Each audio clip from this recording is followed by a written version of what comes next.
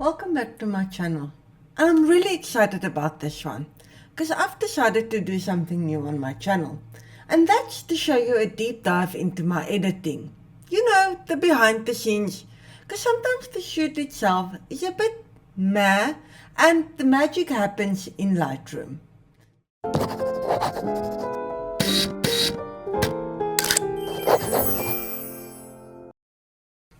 So today I'm going to start with this photo I took from Zabil Road. Between Dubai Mall and Zabil Parking, there's like a bridge that is actually a really cool angle. I took it for the from above photo for the 52 frames challenge. And it was in the middle of the day, it wasn't too great, but I did put on an indie filter to create a little bit of motion blur in the cars. Not a great photo, but I want to show you the magic, what you can do with editing. So let's jump in. Okay, so usually I start with the basics first, go with the big stuff. But since this is bugging me a lot, it's reflections, I had to shoot it through a window obviously.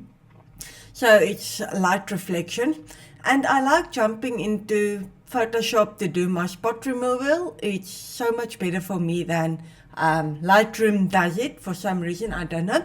But for this one, I'm going to show you the Lightroom version. I'm going to stay in Lightroom for this one. And you can see what I mean. So I'm just going to select that one, and I'm going to say remove. It's something that will just bug me too much if I leave it like that, so I'm going to start with that. You see, Lightroom takes forever for this, whereas Photoshop is actually 2 ticks. Okay, so it's removed. The next thing that bugs me obviously is the buildings that are leaning in, because I did use a wide angle lens to capture as much as the MR building as possible, but that means that it's leaning in as well as there. A really simple way I do to fix this is the transform tool. So I just go and I click the auto button. 99% of the time it does the job fairly well. You can see it squished it quite a bit. There's a bit of empty space here, which brings me to my next step. Just your good old crop. That, close up like that. The horizon nice on the rule of thirds, the lines coming out of the corners fairly well. And I think this is pretty good. So the issue I had with this photo from the get-go was that the balance feels off. There's too much white there, it's high, whereas this is empty. But nevertheless, I'm going to try to make this as good as possible for what I've got. Because it's middle of the day and I've got quite a clear blue skies, I was thinking about creating a high contrast black and white photo. And for that I go to the built-in Adobe presets, which I must be honest, I think is totally underrated most of the time. I use them more often than not, but let me show you. So the black and white, there's usually 3 I jump between: landscape, high contrast, and the punch. So for this one, I'm gonna go with a high contrast because I like how the cars are brighter and the road is quite dark. I would like the sky a bit darker, but we will get to that in a moment. Next thing I'll do is to sharpen. So I think this was shot at ISO 100 because I wanted a bit of motion blur. I prefer usually around 60 sharpen, not too much. I hate the over sharpened photo.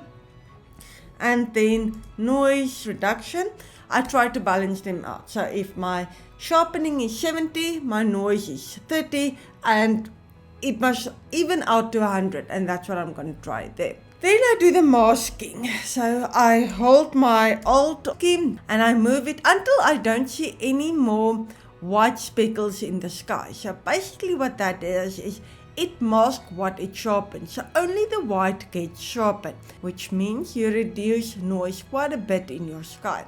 So I think that's fine like that. Okay. Next up, I'm gonna start with global adjustments, and then we will jump into my favorite, local adjustments. Okay, so I'm gonna start by dehazing a bit. It's summer in Dubai, it's very hazy. So dehaze, I'm gonna push that up quite a bit. And you will see that the sky darkens automatically already. I'm gonna boost the contrast quite a bit now.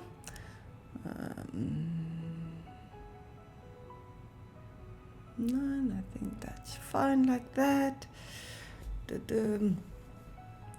I like the blacks, I think they are okay. I don't think I'm gonna do much more with them, but I do wanna boost the whites a bit.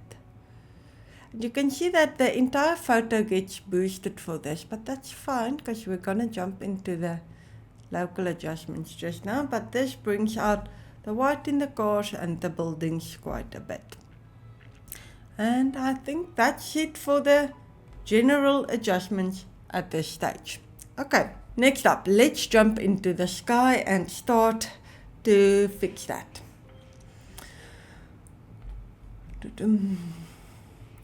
Sky.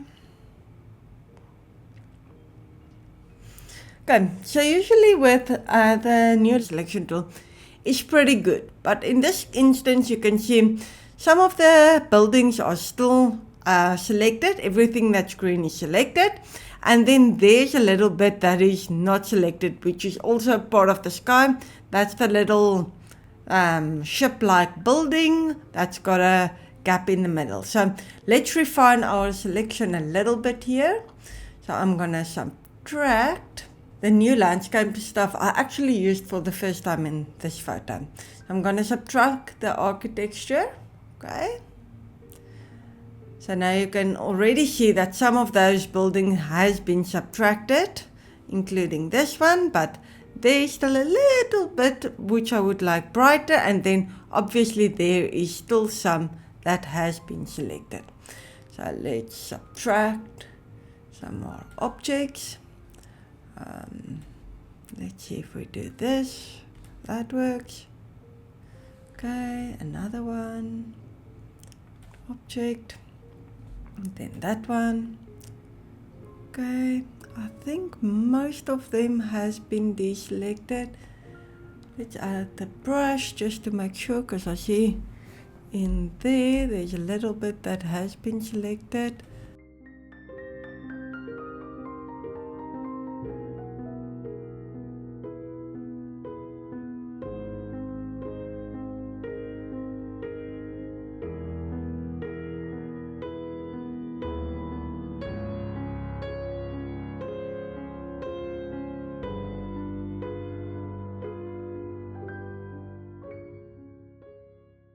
So next up, I'm going to select the little bit of sky that it missed a little bit. Select object is the easiest. A square. I want to select that. Boom, bam, done. Okay. What I'm going to do now is I'm just going to drop the exposure a bit. I think that is good. And then I did dehaze. If you dehaze too much here, you start to get like funky dots and stuff. I can maybe add a little bit of dehaze, but not too much. Okay. But now you can still see that the sky there is quite light, which I don't want. I want that high punchy effect. Another trick you can do there then is if you move down, here's your colors. So you can select that little wheel, and the moment you tap on it, you can increase or decrease the color. So you can see we can. And then as you move that, you can look there how it changes the colors that are impacted with that selection. So there's a little bit more punch. I'm still not 100% happy with it. It's still a little bit too dark there. I'm happy with what it looks like. And up there you can start to see the idea I want to create. That dark sky with the light, bright buildings. Okay, so I've made that pretty dark. Let's see if we push the blue, because we know there was blue to start with. Let's push that a little bit more. Yeah, I think that is Pretty good. Okay. And then to fine tune that even more, so I'm gonna add a radial filter. Select it there. Okay, so this is a little bit of a reverse way of working, but I'm gonna subtract the luminance range. But I actually want to use that luminance range, if that makes sense. So what I'm gonna do is I'm gonna subtract luminance range. So I pick what I want to subtract. It's this light bit of sky here. So now it subtracted everything that I selected. But there's a trick. By holding the apostrophe, it inverts your mask. So there you can see that it inverted. So now it selected what I want. But obviously, once again, my buildings are selected. So I'm just gonna subtract the buildings again, architecture, and create mask. So it's gonna subtract. And I think that's fairly okay, except for those two buildings again. Let's just remove them quickly. I'm not going to spend as much time on this time around, because I'm just going to do a small edit, which is just to darken it a little bit more. I think that's perfect. Now the next step I want to take is to give punch and extra contrast to the buildings. So I'm going to select landscape again, architecture again. Now I want to add the okay, so I'm gonna have to brush in everything that it missed again. So I'm just gonna smaller brush.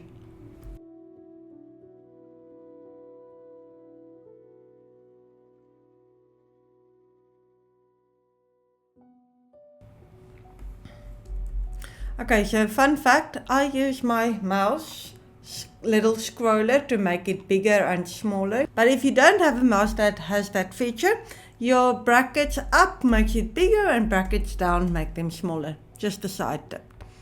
So as you go along, you can easily make your brush bigger and smaller as you go along.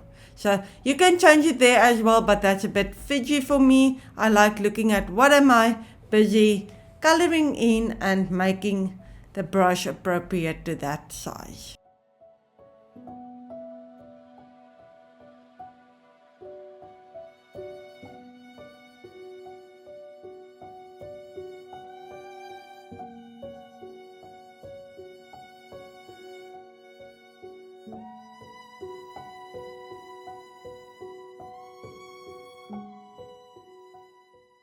Okay, I think I've got, let's color in there as well. Let's try to get all the buildings as sharp as possible. Okay, I'm gonna boost the exposure because your eye is always drawn to the sharpest or the brightest part in the photo. I'm gonna push the whites a bit. That's fine. Drop the blacks a bit. This is all to create contrast, obviously. And just add even more contrast there. So the easy way to see what you've done is with your local adjustments. You can see that little eye there. If you click on it, it's before and after. Before and after. So that just makes it pop a little bit more. And then just for the buildings as well, I'm gonna dehaze quite a bit just to create that bit more punch. I think like that, and add a little bit of clarity.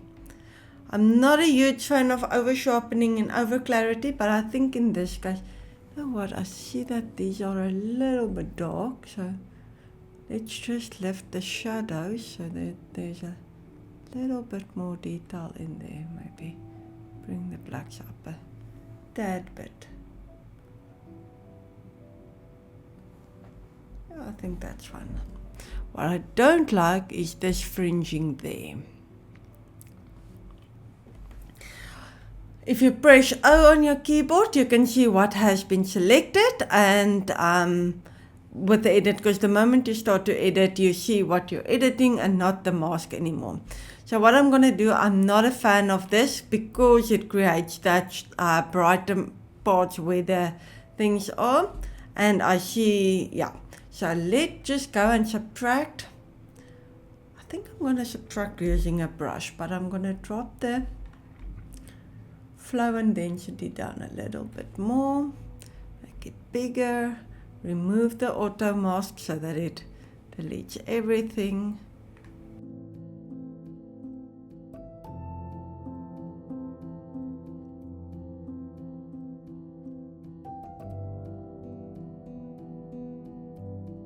There's still a bit of a halo there, which I'm not a fan of, but yeah. Okay, if you're zoomed out, it doesn't look that bad. So yeah, I think this is what I'm going to do. I'm not going to add in yet for this photo. I think there's enough contrast. I think the lines lead your eye into the photo. So I think that's it. I still don't think it's a great composition wise. I like the leading lines. I like the buildings. I like the punch. But like I said earlier, the balance just feels a little bit off for me. And that's why I didn't use this photo for the submission that week. I did, however, go into the mall and captured these very iconic diver fountains. Once again, handheld, so the divers aren't pitch sharp as I wanted them, but I did want a longer exposure to make the water a little bit smooth. But yeah, that was it for this one. Let's quickly have a look at the before and after.